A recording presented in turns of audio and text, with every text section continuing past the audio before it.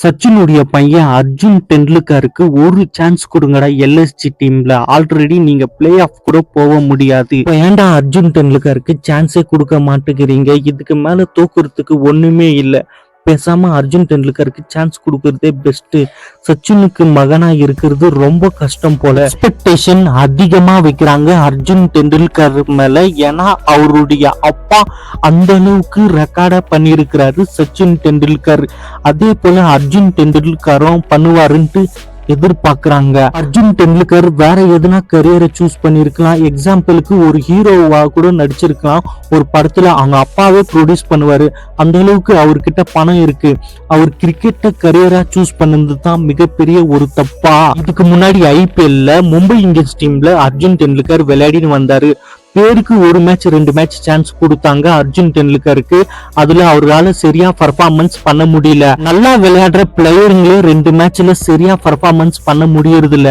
ஒரு சின்ன பையன் அர்ஜுன் டெண்டுல்கர் 2 மேட்ச்ல எந்த விதத்துல நல்லா பர்ஃபார்மன்ஸ் பண்றான்ட்டு நீங்க எதிர்பார்க்கறீங்க? அவரையும் ட்ரேட் மூலியமா துரத்தி விட்டீங்க எல்எஸ்ஜி டீமுக்கு. எல்எஸ்ஜி டீமும் இதே தான் பண்ணுது. அர்ஜுன் டெண்டுல்கருக்கு சான்ஸே கொடுக்க மாட்டேங்கிறாங்க. பேருக்கு எதனா ஒரு சான்ஸ் 2 சான்ஸ் எதனா கொடுக்க போறாங்களா என்னன்னு கூட சரியா தெரியல. என்னுடைய கருத்து என்னன்னா, அர்ஜுன் டெண்டுல்கருக்கு ஐபிஎல் ஆரம்பிக்கும் போதுவே 5 மேட்ச் டீம்ல சான்ஸ் கொடுங்க. அதுல நல்லா பர்ஃபார்மன்ஸ் பண்ணா டீம்ல வச்சுக்குங்க. அப்படி சரியா பர்ஃபார்மன்ஸ் பண்ணலன்னா அர்ஜுன் டெண்டுல்கரை டீம்ல இருந்து ரிலீஸ் பண்ணிடுங்க. அடுத்த வருஷம் ஐபிஎல் ஆக்ஷன்ல கூட அவரை எடுக்காதீங்க. சும்மா சச்சின் பேரை வச்சு அர்ஜுன் டெண்டுல்கரை டீம்ல எடுக்கிறது. டீம் பிளே ஆஃப் போகாத நிலைமையில இருக்கும்போது பேருக்கு ஒரு 2 மேட்ச் சான்ஸ் கொடுக்கறது அர்ஜுன் டெண்டுல்கருக்கு. அந்த மேட்ச்ல அவரால சரியாவும் பர்ஃபார்மன்ஸ் பண்ண முடியறது இல்ல. அவரும் என்னங்க பண்ணுவாரு அர்ஜுன் டெண்டுல்கர்? அப்பா வேற நான் வேற.